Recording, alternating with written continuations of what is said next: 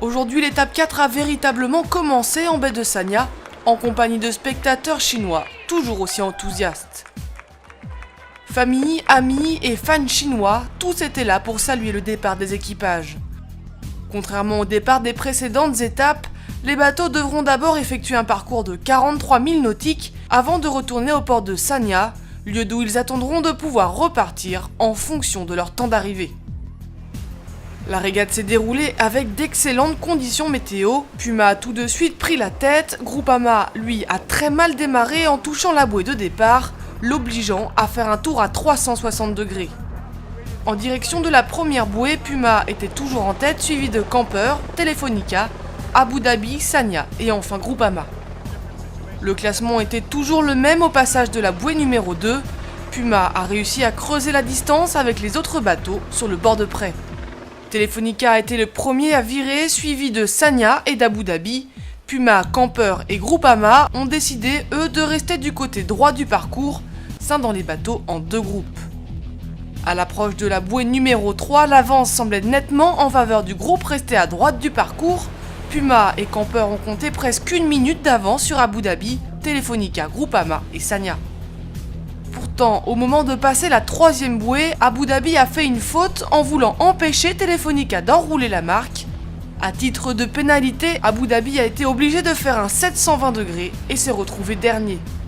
Le classement était toujours le même en arrivant à la cinquième bouée avec Puma en tête devant Camper, Telefonica, Groupama, Sanya et à la dernière place, Abu Dhabi.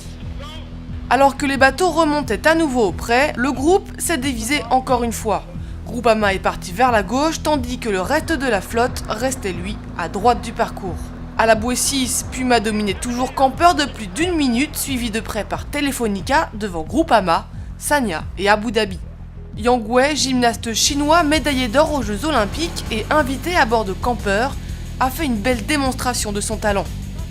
Alors que les bateaux se dirigeaient vers la statue de Guanyin, un problème surgit à bord de Camper. Alors qu'ils ferlaient leur voile, l'une d'elles s'est coincée, les reléguant en dernière position.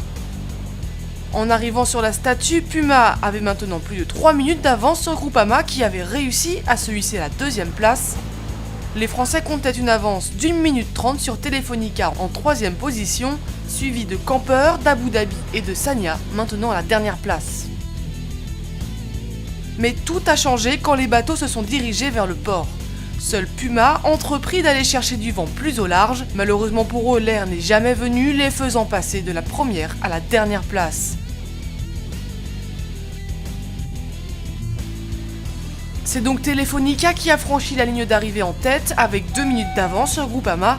Abu Dhabi termine 3ème, Sanya coupe la ligne 4 minutes après eux, Camper après 1 minute 30 et Puma a fini par couper la ligne 30 minutes après les Néo-Zélandais.